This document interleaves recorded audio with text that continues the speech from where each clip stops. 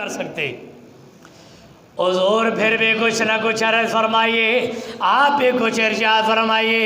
آپ فرماتے ہیں کوئی مثل نہ ڈولن دی، ذرا اونچی والا بولو، کوئی مثل نہ ڈھولن دی، کوئی مثل نہ ڈھولن دی، ارے چپ کرے میرے علی، اور تھا جانے بولن دی، کوئی سرما تغاد آئے، کوئی سرما تغاد آئے، مازاغ دی آنکھاں نے اور نین تغاد آئے، مازاغ دی آنکھاں نے اور سرما تغاد آئے۔ اللہ رب العالمین نے فرمایا میں نے ایسی تصویر تمہارے پاس بھیجی، اس کو بنایا میں نے، محبوب میرا ہے، میں نے تصویر بنا کر محبوب اپنا بنا کر اے دنیا جہان والوں تم کو دے دیا۔ اس کی قدر کرنا، ان کا ادب کرنا، ان کی تکریم کرنا، ان کی تعظیم کرنا۔ جو ان کی تعظیم کرے گا، ان کا ادب کرے گا، ان کے نقش قدم پر چلے گا، ان کی سنتوں پر عمل کرے گا، ان کے حکم پر عمل کرے گا، میں رب ہو کر اعلان کرتا ہوں یحببکم اللہ یغفر لکم ذنوبکم انہ هو الغفور الرحیم۔ میں رب ہو کر اعلان کرتا ہوں ان تم کو میں اپنا محبوب بنا لوں گا، تمہارے گناہ بھی معاف کر دوں گا اور تجھے دولہا بنا کر جنت میں داخل کر دوں گا۔ اور ایسا شاہکار محبوب بنایا، ایسا خوبصورت محبوب بنایا، اب اللہ رب العالمین خود ہی اپنا محبوب بنا کے خود ہی اپنے محبوب پر عاشق ہو گیا۔ بھائی کسی کو کوئی اپنا محبوب دیتا ہے؟ بولو یار، کوئی کسی کو اپنا محبوب دیتا ہے؟ میں قاری صاحب سے پیار کرتا ہوں، میں ان کا عاشق ہوں، اگر آپ بھی ان کی عاشق بن جائیں مجھے اچھا لگے گا بھائی۔ میں کہنا قاری صاحب پہلے چنگی نہیں، یاری ایک نال ہی چنگی ہوندی ہے، یاری ایک نال ہی چنگی ہوندی ہے، تو میرے نال بھی لائی ہیں جے، دودے بھی لائی ہیں جے، لیکن اللہ رب العالمین نے فرمایا محبوب میرا ہے، دے میں تمہیں رہا ہوں، جو ان کا یار بن جائے گا میں اس کو بھی اپنا یار بنا لوں گا، جو ان کا محبوب بن جائے گا میں ان کو بھی اپنا محبوب بنا لوں گا۔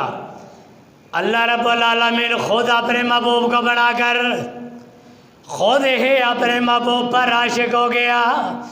شاعر کہتا ہے ایسا عاشق کوئی نہیں ہے۔ یار یہ شعر میرا ذوق ہے، آپ کو اچھا لگے پسند آئے تو سبحان اللہ کہو، اگر آپ کہیں گے کہ بغیر شعروں کے آپ شعر و شاعری نہیں کیا کریں، بغیر شعروں کی آپ تقریر کیا کریں، الحمدللہ بغیر شعروں کے بھی میں تقریر کروں گا۔ اگر آپ کہیں گے کہ پنجابی میں تقریر کرو، الحمدللہ پنجابی میں بھی کروں گا۔ آپ کہیں گے جی اردو میں خالص کرو، اردو میں بھی کروں گا۔ اگر آپ کہیں گے کہ ساتھ فارسی کی بھی چس لگاؤ، ساتھ انگلش کی بھی چس لگاؤ، وہ بھی لگاؤں گا الحمدللہ۔ اگر کہیں گے ساری تقریر عربی میں کرو، ساری تقریر عربی میں کروں گا۔ میں کوئی چنے بیچ کر نہیں آیا پڑھ کے، الحمدللہ پڑھ کے آیا ہوں۔ 8.5-9 سال ٹوٹے ہوئے مسلوں پر بیٹھ کر ٹکڑے کھا کر استادوں کی جوتیاں اٹھا کر علم دین حاصل کیے ہے، ایسے چھولے بیچ کر علم دین پڑھ کے نہیں آیا۔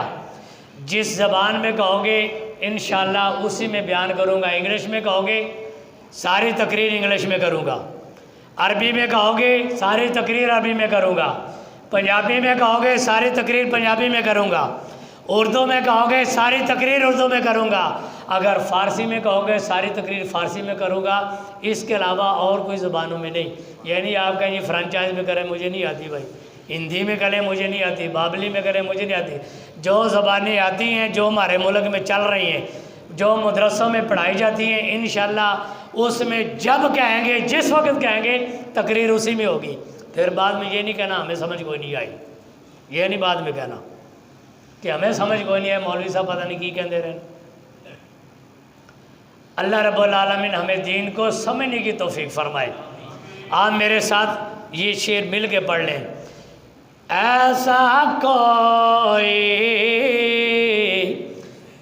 عاشق نہیں ہے جیسا حق تعالی ہے۔ اللہ رب العالمین سے بڑا کوئی عاشق ہے بھائی دنیا میں؟ اور بولو یار، اللہ نے خود بنایا اپنے محبوب کو، خود ہی اپنے محبوب پر عاشق ہو گیا۔ ایسا کوئی عاشق نہیں ہے جیسا حق تعالی ہے، ارے محبوب بھی ایسا کوئی نہیں ہے، ارے محبوب بھی ایسا کوئی نہیں ہے جیسا کملی والا ہے، ارے محبوب بھی ایسا کوئی نہیں ہے۔ حضرت پیارے آقا امام الانبیاء اتنے خوبصورت تھے کہ حضرت جابر بن سمرہ رضی اللہ تعالیٰ عنہ آپ فرماتے ہیں میں نبی پاک کی بارگاہ میں حاضر ہوا، 14ویں کا چاند چمک رہا تھا۔ چاند کی تاریخ کیا تھی؟ 14ویں، اور 14ویں چاند جب ہوتا ہے نا مکمل اور فل آب و تاب سے چمک رہا ہوتا ہے اور مکمل ہوتا ہے۔ آپ فرماتے ہیں کہ میں نبی پاک کی بارگاہ میں حاضر ہوا، 14ویں چاند بڑی آب و تاب سے چمک رہا تھا، تو میں نے ایک نظر اماں آمنہ کے چاند کی طرف دیکھا اور ایک نظر اللہ کے چاند کو دیکھا۔ ایک نظر حضرت عبداللہ رضی اللہ تعالیٰ کے نور نظر کو دیکھا، ایک نظر اللہ کے چاند کو دیکھا۔ کبھی چاند کو دیکھتا، کبھی والضحیٰ کے چہرے کو دیکھتا، کبھی چاند کو دیکھتا، کبھی رخ زیبا کو دیکھتا۔ میں نے فیصلہ کیا جو اللہ کا چاند ہے اس کے چہرے پر داغ ہے، میرے مدری کا چہرہ صاف ہے۔ نعرہ تکبیر، اللہ اکبر، نعرہ رسالت، نعرہ حیدری، نعرہ غوثیہ، تاجدار ختم نبوت، تاجدار ختم نبوت۔ فرمایا میں نے اللہ کے چاند کو دیکھا، اللہ کے چاند جو ہے اس کے چہرے پر داغ اور دھبے ہیں، میرے آقا امام الانبیاء کے چہرہ صاف ہے۔ جب میرے آقا امام الانبیاء 14ویں چاند کو بھی اپنے حجرے سے باہر نکلتے تھے، اللہ کی عزت اور جلال کی قسمیں چاند کی روشنی میرے مصطفیٰ کے رخ زیگا کے سامنے ماند پڑ جاتی تھی۔ میرے آقا امام الانبیاء اپنے حجرے میں تشریف فرما ہے اور حضرت اماں عائشہ رضی اللہ تعالیٰ عنہ آپ کے جبے مبارک کو سوئی سے سلائی کر رہی ہیں، پیوند لگا رہی ہیں۔ آپ کی سلائی آپ کے ہاتھوں سے نیچے گر گئی تو آپ تلاش کرنے لگ گئی سوئی۔ پیارے آقا امام الانبیاء اندر تشریف لائے، جب حجرے میں داخل ہوئے نا تو آپ کے داخل ہوتے ہی پورا حجرہ نور علی نور ہو گیا، اور آپ نے اپنی گمشدہ سوئی تلاش کر لی۔ تلاش کرنے کے بعد عرض کرتے ہیں یا رسول اللہ آپ کتنے خوبصورت ہیں، کتنے سونے ہیں۔ میرے آقا امام الانبیاء نے فرمایا اے عائشہ تو نے مجھے دیکھا ہی کب ہے؟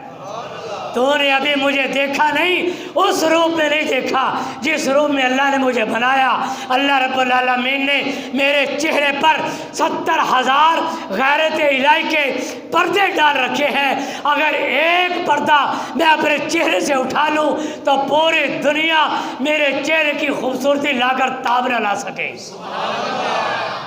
کوئی برداشت ہی نہ کر سکے میرے چہرے کی خوبصورتی دیکھ کر۔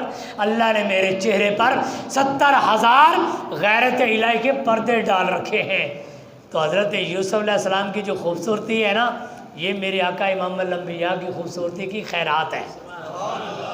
جو آپ کو خوبصورتی ملی ہے نا یوسف علیہ السلام کو، یہ میرے آقا امام الانبیاء کی خوبصورتی کی حسن کی خیرات ہے۔ اور ان کو جو حسن ملا ہے وہ بھی میرے آقا کے صدقے ملا ہے۔ اللہ رب العالمین میری آپ سب کی حاضری اپنی بارگاہ میں قبول فرمائے۔ وآخر دعوایا ان الحمدللہ رب